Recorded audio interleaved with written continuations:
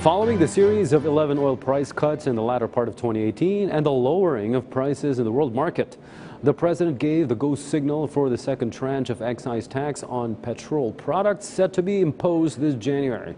By virtue of the tax reform for acceleration and inclusion, or TRAIN law, the Department of Energy has devised a mechanism for close monitoring and has flexed it in motion as hundreds of retail stations started to implement the law. More of the details from Alan Francisco.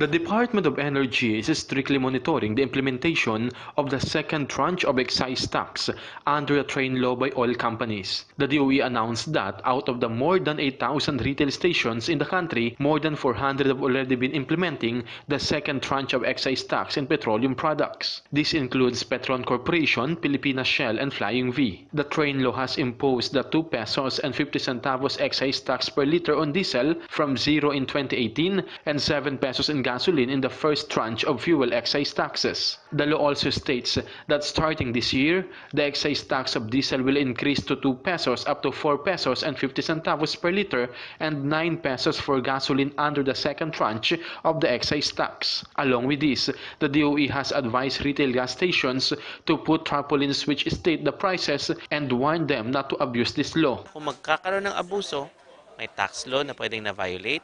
Meron ding administrative laws na ini-implement ng Department of Energy na pwedeng magpapasara ng stasyon, kasama yun sa administrative penalties or consequences. At pangatlo, merong criminal laws na pwedeng i-prosecute din ng Department of Justice. The agency clarified that consumers have the right to choose where they would purchase. Mag-embrace tayo ng energy-efficient lifestyle. Kasi parating yun ang kontrolado natin. Pangalawa, tingnan po natin yung power of choice natin. Ikumpara ang mga presyo, ikumpara ang serbisyo, ikumpara lahat para bago tayo mag-engage na bibili tayo, bago tayo magbayad, talagang makukuha natin yung gusto natin. Madalang na kami babiyahe, bilang na lang. Hindi kagaya Though motorists have devised their own ways to save fuel, they still admit that they are affected by this implementation. Kung 100 yung yung pinapagas dati, mga 50 pesos na lang.